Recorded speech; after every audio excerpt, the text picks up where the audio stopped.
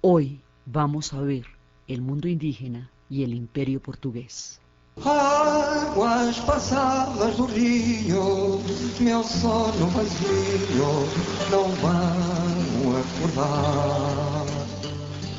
Águas das fontes cai, ó ribeira chorai, que eu não volto a cantar. Rios que vão dar ao mar, deixem meus olhos secar. Águas das fontes caem. Dos mundos completamente diferentes, con proyectos históricos completamente distintos, van a darse cita para crear lo que va a ser la inmensa realidad histórica del Brasil. De un lado hay una selva, y de otro lado hay un proyecto científico de navegación gigantesco, hecho de una, digamos, de una dimensión y de una ambición histórica absolutamente colosales. Por el otro lado hay otros proyectos que se van a ir encontrando poco a poco para crear el mundo de lo que va a ser el Brasil. El imperio portugués había sido creado mucho tiempo antes. Portugal es uno de los principales, de los primeros y de más antiguas naciones europeas. Ellos se consolidaron como nación antes de que España lo hiciera, antes de que España llegara y lograra consolidar su propio proyecto, y empezaron a darse un plan. Enrique el Navegante decidió que Portugal iba a convertirse en una potencia marítima, y esa potencia marítima iba a surcar todos los océanos. Portugal queda en la esquina de la península ibérica. La península ibérica está conformada por España y Portugal, pero España ocupa casi todo y Portugal está esquineadito en el puro rincón que uno piensa que se va a caer del mapa.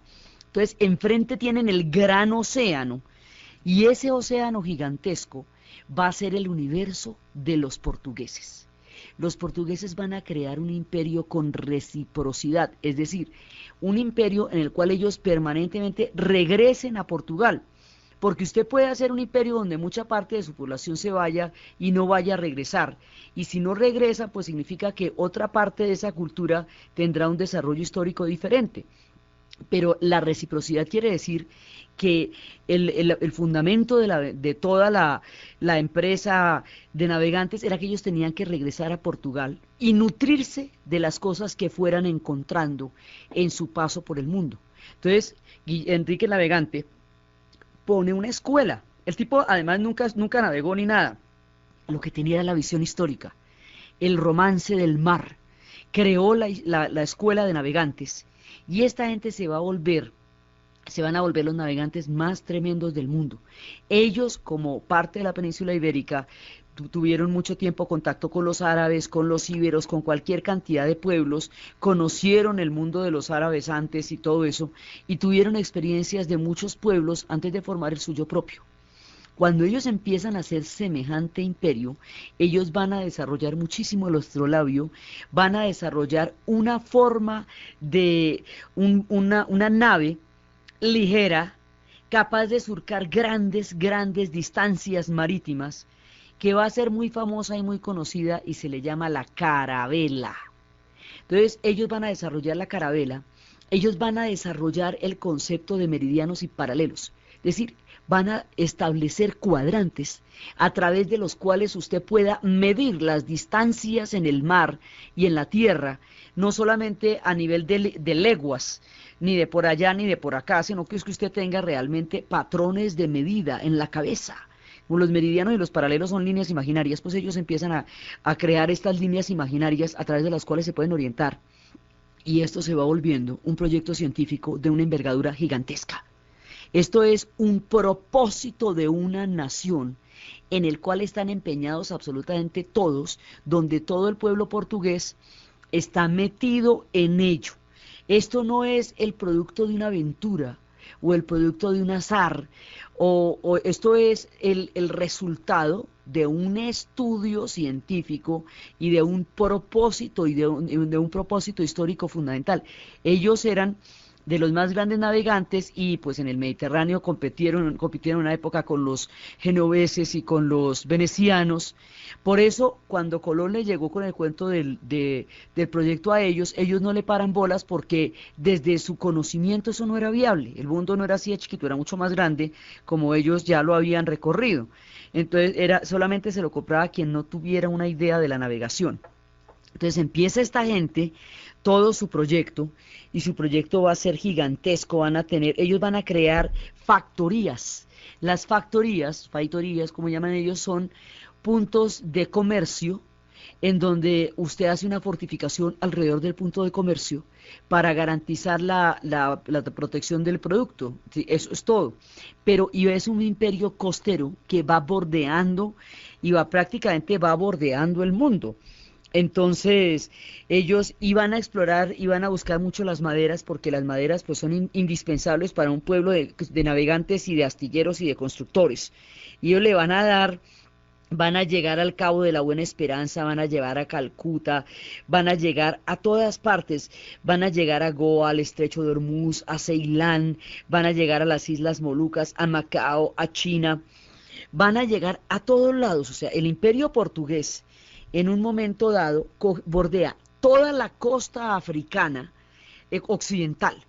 Esto quiere decir Marruecos, o sea, la parte ya que va bajando de Mauritania, esto quiere decir Senegal, Costa de Marfil, esto quiere decir Sierra Leona, Benin, Camerún, toda la costa la va bordeando, y le da toda la vuelta, la va bordeando hasta el sur, hasta Angola, la voltean por el Cabo de la Buena Esperanza, de ahí van tomando hasta Mozambique y van a llegar hasta Kenia y van a tener otro enclave en el Estrecho de Hormuz, ya en el punto del Océano Índico, y luego van a llegar a la India y en la India van a tener Goa. Y luego van a llegar a Filipinas y a Japón y a las Islas Molucas. Esta gente va a hacer una cosa impresionante desde la pequeña esquina de la península ibérica. Y le van a dar, y entonces pues es Vasco da Gama, que va a ser realmente pues el que dé toda la vuelta, el que pase por el Cabo de la Buena Esperanza, el que vaya a conocer todo eso. Y ellos están emprendiendo por su lado una empresa de navegación gigantesca con todas las posibilidades históricas, y por el otro lado, un poquito después, es cuando se va a dar la creación del Imperio Español, cuando se van a encontrar con América. Entonces, el reparto del mundo entre portugueses y españoles es el primer reparto global, grandote, que se hace en Occidente, digamos, donde usted un pedazo lo tiene usted y otro pedazo lo tengo yo. Entonces ellos empiezan a buscar cómo se van a repartir el mundo en el famoso Tratado de Tordesillas en 1494. Ese Tratado de Tordesillas es sobre planos, es decir, ahí se reparten, primero se reparten lo que no es de ellos, ¿no? Porque todo eso lo que se los está repartiendo son lugares a donde ellos van a llegar en calidad de invasores. Pero segundo, no tenían exactamente una idea de qué era lo que se estaban repartiendo. Eso era un límite al este de las Azores y al oeste de las Azores. Entonces al este de las Azores va tanto y al oeste de las Azores van tantas leguas. Después los portugueses van a empezar a tratar de gestionar que esos límites se vayan un poco más para allá, un poquito más para allá, los vayan corriendo. Y ahí hay una, digamos, las malas lenguas dicen que ellos sí, como tenían tantos conocimientos, sabían de qué se estaba hablando un poco, digamos que ahí había una tierra muy grande, porque como hay un equívoco en todo caso, supuestamente llegan a Brasil buscando la India. Van a llegar, esto es inclusive después del Tordesillas, Álvarez Cabral va a llegar en 1500, Pedro Álvarez Cabral va a llegar en 1500 y ya digamos la colonización propiamente dicha va a empezar en 1520. Pero hay varias versiones, hay gente que dice que los barcos empezaron a perderse y no volvían a salir. Hay gente que dice que sí tenían una idea, que ahí hay una tierra muy grande y que si usted corría un poquito lo que eran los límites de Tordesillas, usted se iba a encontrar con una tierra grande. Ellos se van a encontrar con el Brasil navegando en la ruta hacia la India, pero buscando la ruta hacia la India, y se le van a encontrar también, y acuérdense que hay un montón de tiempo que se está pensando que encontraron otra ruta hacia la India, pero Lo que se van a encontrar es a través de Tordesillas, ya cuando empiecen a medir realmente cómo va a ser la cosa, es que el mapa de América del Sur tiene una barriga enorme, una curvatura gigantesca que cuadra exactamente con el mismo tipo de estructura pero cóncavo en África. Esa curvatura gigantesca es el Brasil y eso es lo que le va a terminar tocando a los portugueses a través de la distribución del tratado. Es decir, si usted coge el mapa planito, pues quedaría más o menos equivalente, pero con esa hendidura, con esa salida del mapa tan grande que es el Brasil, pues ellos van a terminar teniendo un territorio muy, muy grande. Entonces van a llegar allá, primero hay las de Pedro Álvarez Cabral, después van a haber expediciones en las cuales va a estar Américo Vespucio dirigiendo la expedición, y los van a llevar, los van a nombrar de acuerdo, como son expediciones portuguesas, pero los van a nombrar de acuerdo con lo que ellos vayan viendo. Entonces, cuando ven la bahía de Guanabara, ellos no se imaginan que eso es una bahía, piensan que es la desembocadura de un río y piensan que ese río fue como pasaron por esa parte en enero y creían que era la desembocadura de un río, pues entonces quedó Río de Janeiro, pues el río de enero, que fue en el momento en que pasaron por allá, y van poniendo los nombres que eventualmente se terminaron quedando así. Entonces se van encontrando con la primera parte del Brasil, bordeándolo apenas, bordeándolo porque los portugueses siempre bordean. Ellos van bordeando los lugares a donde van llegando y van construyendo un sistema de factorías. Entonces, a ellos lo que les interesa es ampliar las rutas de comercio. Es, digamos, lo que en un principio les interesa, y así es como se van a relacionar con los pueblos a donde llegan. Después eso se va entrando, y en el caso del Brasil se va a convertir en un país continental, pero en un principio es simplemente bordeando, van bordeando allá y ya tienen un dominio del mundo muy grande. Para la época de 1500, como su proyecto había empezado mucho tiempo antes, como se habían unificado como una de las naciones más antiguas de Europa, habían desarrollado la lengua de los portugueses es fundamental porque es lo que ha permitido preservar la identidad histórica con respecto a la poderosa influencia de España, que siempre fue una presión muy grande. Entonces estos pueblos que son así costeros, como Portugal, como Líbano, que tienen enfrente los grandes mares y detrás una franja estrecha de tierra, son grandes navegantes por definición. Ellos desarrollan la empresa de navegación, ellos desarrollan el idioma les da toda la identidad y les permite tener una existencia histórica separada de España, que después va a ser, digamos, su rival más poderoso va a ser España en ese momento. Entonces, por eso para ellos es fundamental tener ahí un idioma. Ese idioma se va a volver para ellos una forma de vivir, una forma de ser, una forma de habitar el mundo, y les va a dar una identidad absolutamente particular. Y lo mismo que ese idioma les va a dar una identidad totalmente particular a ellos, también se la va a dar al Brasil con respecto a América Latina, cuando el Brasil empiece a existir como país. Entonces, primero viene este imperio, estas rutas de navegación, esta pericia de esta gente, que eran empresas absolutamente heroicas porque se hacían a la mar. Estos se hacían a los grandes océanos, dándole la vuelta a los lugares más ignotos. Esa pasada, por ejemplo, por el Cabo de la Buena Esperanza, cuando dan la vuelta y empiezan a darse cuenta que por el otro lado se van a encontrar el océano Atlántico con el océano Índico. Ahí se van a encontrar esos dos. Y eso que en otros los llamaban los cabos de las tormentas, ellos los van a llamar el Cabo de la Buena Esperanza. Ya ahí en ese momento le han dado toda la vuelta a la costa, habían pasado por Santa Meo Príncipe, arrancando de Cabo Verde, todo esto, y ya estaban en el extremo sur del África, camino hacia el oriente. Entonces, la gente que se va a encontrar con el mundo del Brasil son los navegantes más duros que había en la época.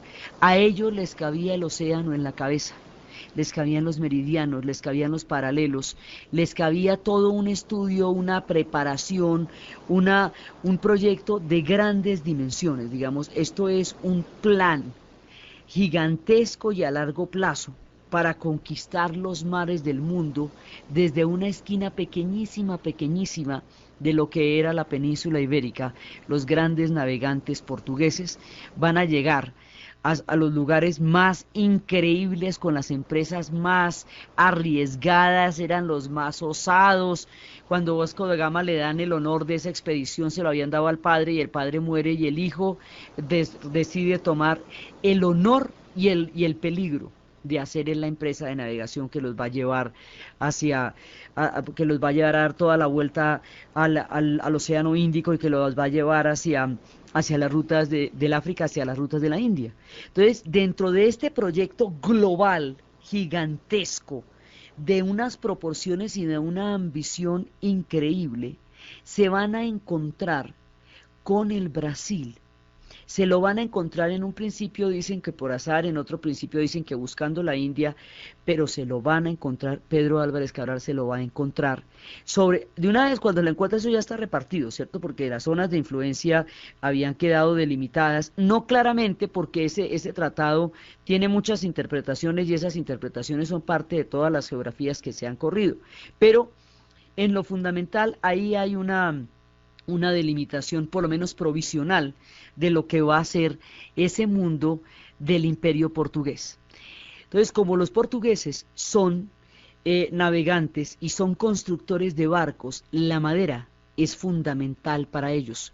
Cuando se encuentran con el Brasil, lo primero que van a ver son las maderas, que son importantísimas, y entre las maderas hay un palo rojo, una madera roja, que es de un color tan encendido que tiene el color de una brasa, por el color tan fuerte, tan rojo, y de ahí se extrae un tinte purpúreo que es con el que se va a teñir la ropa. Ese tinte va a ser utilizado profusamente en la industria, digamos en la manufactura, desde esa época hasta la invención de las tinturas artificiales en mediados del siglo XX, digamos, hasta los sintéticos. Siempre se tiñó con ese tipo de tinturas. Esa tintura va a ser el equivalente al íñigo de la India, es decir, es un colorante que va a desarrollar toda una historia alrededor de él. Ese tinte de ese color se llama, como era de color brasa, ellos lo llamaron que era con un palo de color brasa, pau do Brasil. Ese tinte, ese colorante, ese palo, esa madera, van a terminar por darle nombre a la tierra, Brasil.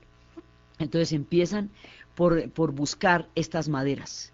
Cuando llegan con semejante proyecto histórico, en un momento en que lograron adelantarse un tiempo antes de que España empezara, digamos, ellos se logran, ya tienen toda una ventaja histórica cuando llegan ahí, una ventaja marítima, una ventaja de navegación muy grande. Llegan y se encuentran con una tierra que es completamente inimaginable. En la tierra donde ellos van a estar hay un universo indígena. Ese universo indígena en ese momento constaba, hay quienes dicen que eran 5 millones, hay quienes dicen que eran 2 millones, pero en todo caso, la población indígena que había en ese momento en el Brasil era equivalente a la población de europeos, de portugueses que habitaban en el país, en la península, digamos, eran tanto los que estaban en la selva como los que vivían en Portugal.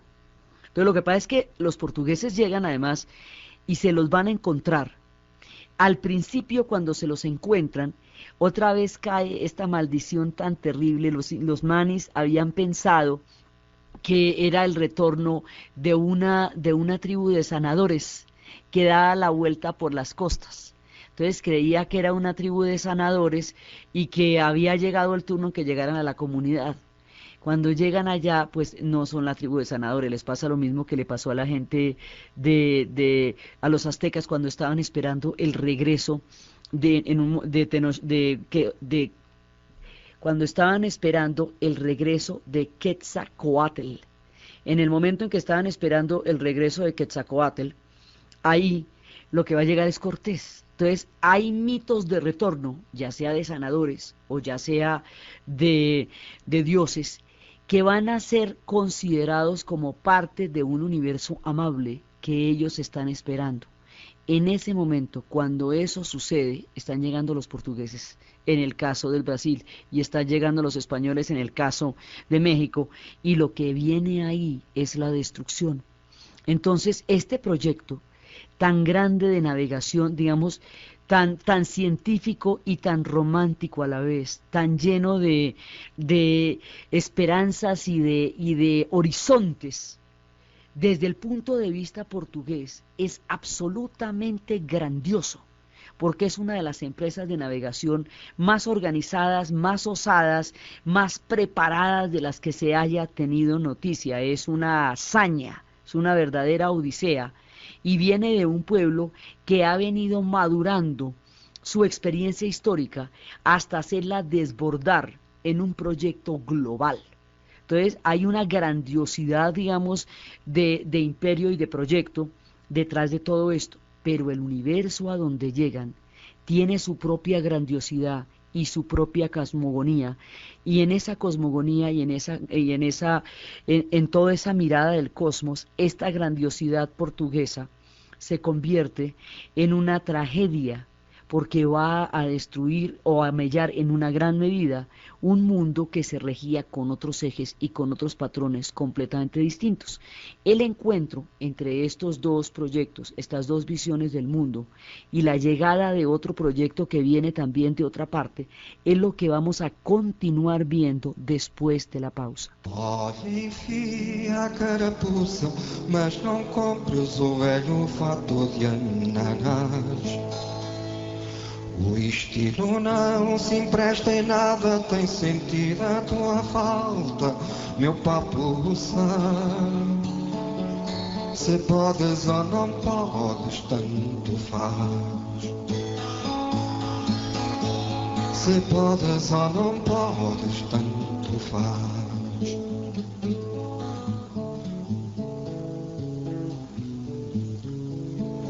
Experimenta sair pouco, está a bom tempo.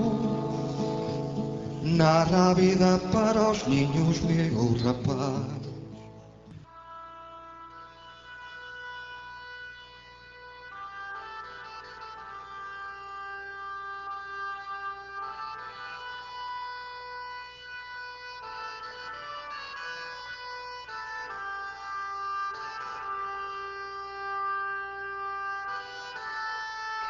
Para cuando los portugueses llegan al Brasil, lo que han hecho ya es una cosa impresionante. Saliendo de 1394, desde la época de Enrique el Navegante, cuando empieza a lanzar las expediciones, ellos han explorado todas las costas de África.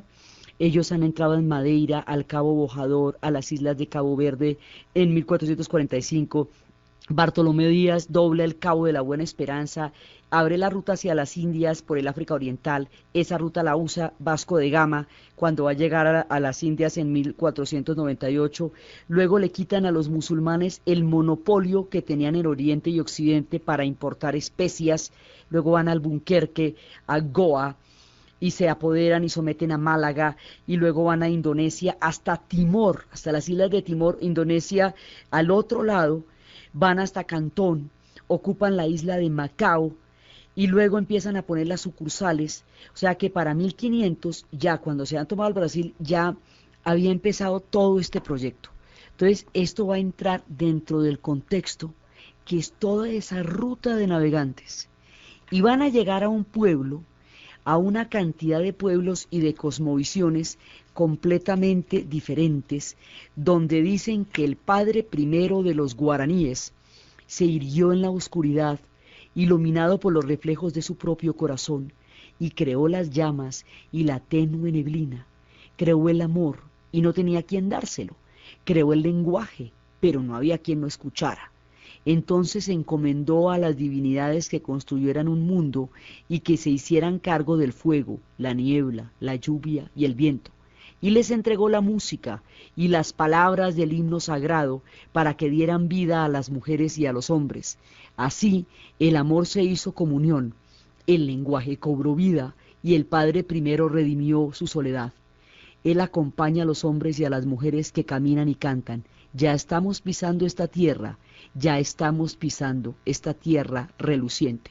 Así cantaban y contaban también las historias de un pueblo que había encontrado un día comida y había encontrado una cantidad de cosas lo más lindas después del diluvio, cuando la selva estaba verde, verde estaba ya la selva, pero vacía.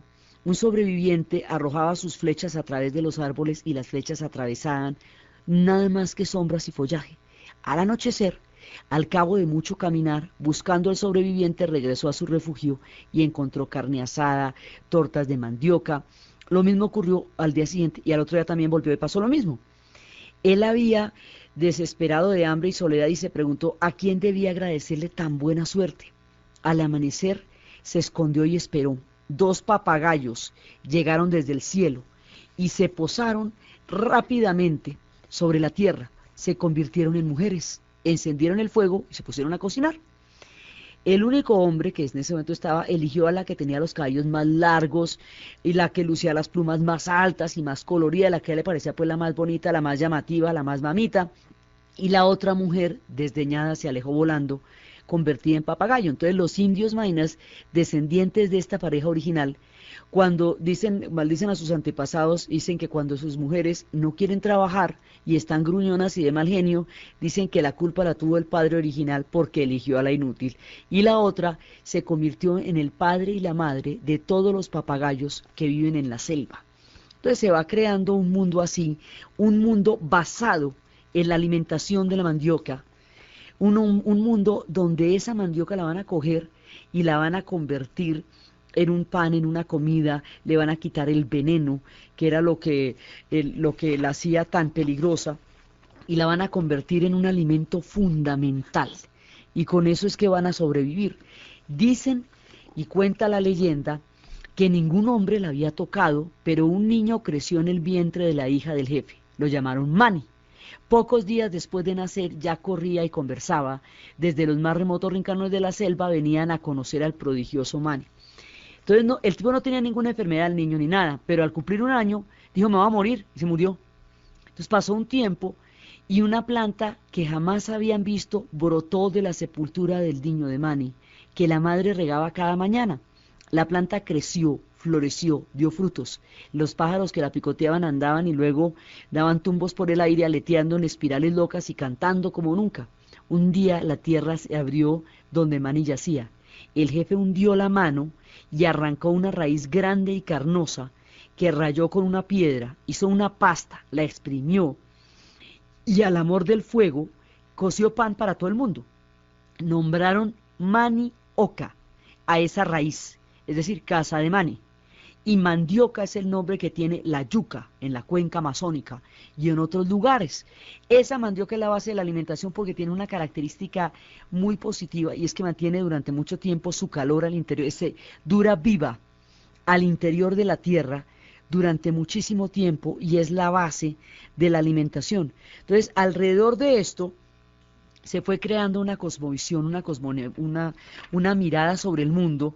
Los indios amazónicos, entre ellos, había pueblos donde no hay una diferencia entre los antepasados y los presentes, tal como ocurre en el confucianismo chino, que no hay una separación entre la vida y la muerte. Así, cuando los ancianos ya estaban demasiado viejos, los espíritus y los mismos parientes les decían en conjunto, ya has bailado lo suficiente, ya has cantado lo suficiente, ya tienes que pasar al otro lado. Entonces, para ellos, morir era pasar al otro lado. Estos pueblos viven en la selva y se adaptan a la selva. Entonces, aquí nos metemos con el concepto, cuando se enfrenten con los portugueses, de qué es civilización. Dicen que no habían encontrado grandes civilizaciones en las selvas del Brasil. ¿Qué es una civilización en la selva? Sino poder sobrevivir en condiciones de perfecta adaptación. O sea, en la selva usted como para qué se va a poner a construir grandes edificios o antenas, si lo que necesita es encontrar una adaptación a la selva. Están perfectamente adaptados a la selva. Viven en comunidades pequeñas. Hay grupos muy grandes, digamos, hay familias enormes. Los tupi-guaraní son una familia lingüística enorme, pero viven en pequeños grupos, porque la selva no aguanta comunidades humanas de gran tamaño. Así que cada vez que uno de estos grupos se hacía demasiado grande, de ahí salía otro grupo y formaba otro combo, otra tribu. un poco como también hacían los griegos, cada vez que una ciudad se volvía muy grande salía otra ciudad de ahí, y también hacían los vikingos, los nórdicos, cada vez que había demasiada población en una zona, de ahí se limitaban otros a crear otra zona distinta. De esa manera, están esparcidos por un territorio gigantesco, están emparentados entre sí, tienen guerras, tienen confrontaciones, pero tienen una profunda adaptación a la selva, una cantidad de raíces comunes, y cada uno de ellos constituye en sí mismo una nación. Hay pueblos de una diversidad enorme. Había más de 300 lenguas en ese momento, y había pueblos de unas características muy diferentes las unas de las otras. Entonces, cuando llegan, se van a encontrar los portugueses con un mundo completamente inimaginable. En un principio lo reciben muy bien, pero luego van a empezar a darse cuenta que el interés de los portugueses era brutalizarlos, era explotarlos y era extraer los recursos de ellos, y ahí se empiezan a poner moscas porque ya se dan cuenta que la cosa es grave.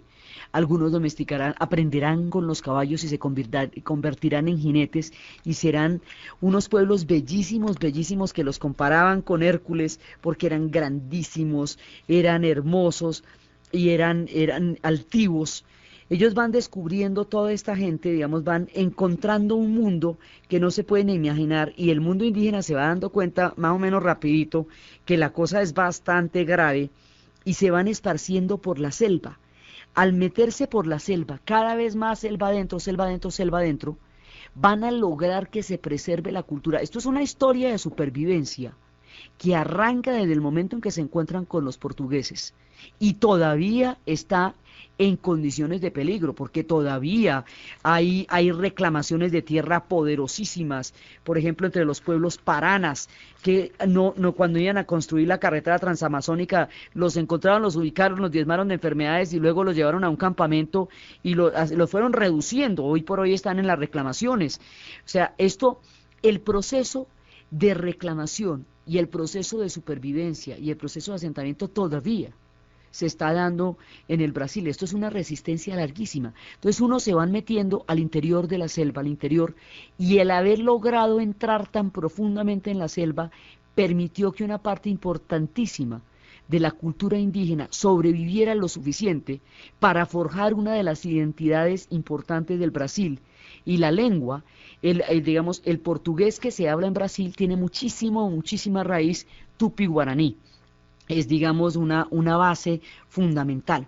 Entonces, por un lado, está el encuentro con los portugueses y estas cosmovisiones que tenían los pueblos amazónicos. Entonces, desde el punto de vista del eurocentrismo de las empresas de navegación y el pensamiento de la época, pues esto no era considerado civilización, porque civilización llamaban ellos los esquemas con los que ellos se han desarrollado en el mundo. Pero si ellos hubieran vivido en la mitad de la selva, eso sería la civilización dentro de lo que es el entorno de la selva. Solo que esos criterios no eran comprensibles durante esa época. La persistencia con la que se llevaban las maderas permanentemente para Europa, para construir los barcos y para llevar la tintura del pau de Brasil, hacía pensar a uno de los antiguos jefes de las tribus que estaban muy locos. Decía: muy loca esta gente, oiga, ¿ustedes acaso no tienen leña allá en Europa como para que tengan que trasladar la leña desde acá? Rarísimo, pues, que se les dé por llevar leña con tanta celeridad, como si no tuvieran allá leña que quemar. Les parecía muy extraña esa compulsividad para explotar los recursos, y van a intentar poner a la población indígena a trabajar en lo que se llama trabajo compulsivo, para extraer esos recursos, y la población indígena ni quiere, ni puede, ni le interesa trabajar de esa manera, y no se van a dejar esclavizar en los términos en que fueron requeridos, y eso los va a ir diezmando seriamente. Este es el contacto con los portugueses, pero hay otro tipo de contacto con otro proyecto histórico que también se va a dar en estas zonas y que es muy particular de esta historia. Son los jesuitas, que viene la Compañía de Jesús, que se va a encontrar con la gente del Guaraní, de los Tupi Guaraní. Esto es, más o menos nos situamos en lo que hoy es Paraguay, que en ese momento, los límites del Paraguay, que es el punto donde se encontraban las tierras del Brasil con las tierras del Paraguay, más o menos ahí.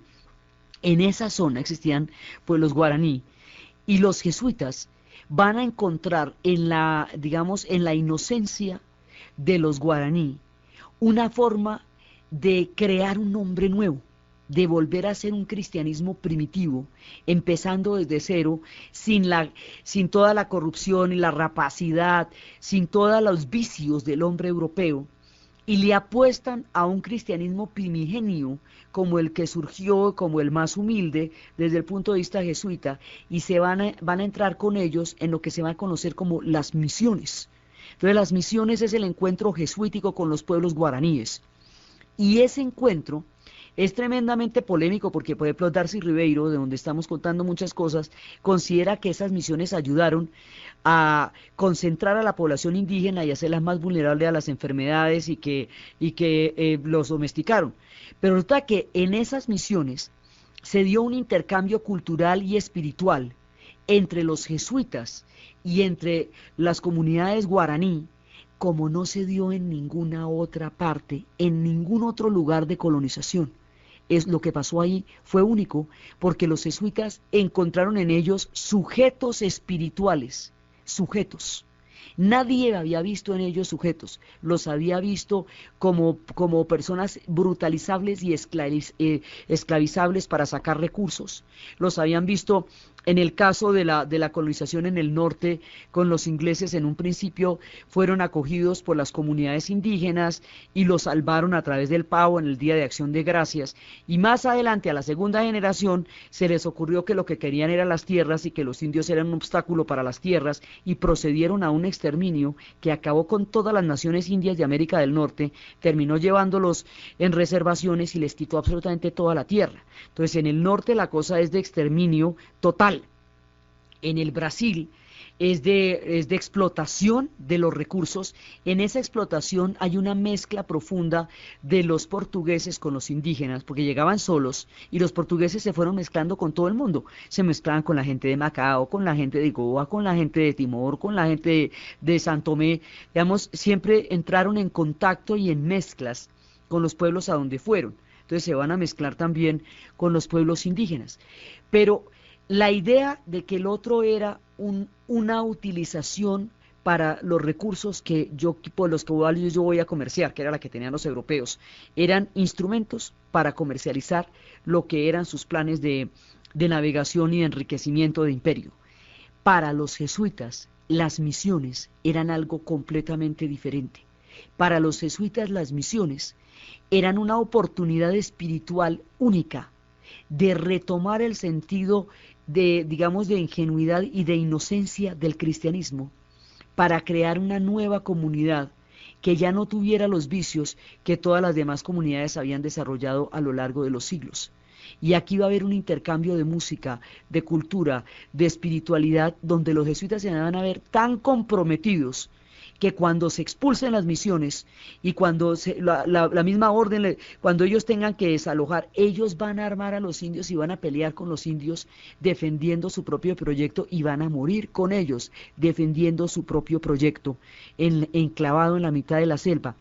Este episodio fue llevado al cine en una película que se llama La Misión, que es con Jeremy Irons y con Robert De Niro, que cuenta la historia de estas misiones donde se dio un intercambio espiritual único. Cualquiera que sea el enfoque antropológico, ahí hubo un intercambio espiritual que no se dio en ningún otro encuentro entre el hombre blanco o el hombre europeo y las poblaciones indígenas en ninguna otra parte del planeta, porque en todas la relación fue de depredación. Aquí hubo un encuentro espiritual. Aquí había un proyecto jesuítico, aquí había un mundo indígena, aquí había un proyecto portugués de navegación, y van asentando desde las diferentes cosmovisiones, desde la grandeza de la selva y desde la ambición del plan del proyecto portugués, van asentando las bases de lo que va a ser este Brasil. Este es el primer Brasil con el que nos vamos a encontrar, un Brasil indígena de profunda raigambre, de muchísima fuerza. Más adelante, cuando empiecen a verse diezmados por toda la fuerza del trabajo y de la explotación a la que quieren ser sometidos, ya no será posible que sobrevivan y que puedan estar esclavizados en un trabajo donde nunca van a aceptar, y esto va a llevar a la llegada de otros pueblos que van a contribuir a la identidad del Brasil, pueblos que llegarán de África. Algunos episodios de la cultura de los indígenas, de su mirada del mundo, de su grandeza y de su resistencia, inclusive hasta la actualidad, el encuentro con el mundo de África y el proyecto portugués que va avanzando a medida que va encontrándose mundos en esta gigantesca tierra de selvas y mares, es lo que vamos a ver en el siguiente programa. Entonces, desde los espacios de Enrique Navegante, desde las osadas expediciones por el Cabo de la Buena Esperanza, desde la brasa de la madera del Brasil, desde la bondad y la magia de los papagayos, la supervivencia de la mandioca, la grandeza de la selva y la formación de un mundo que va a ser de una riqueza colosal y que empieza hasta ahora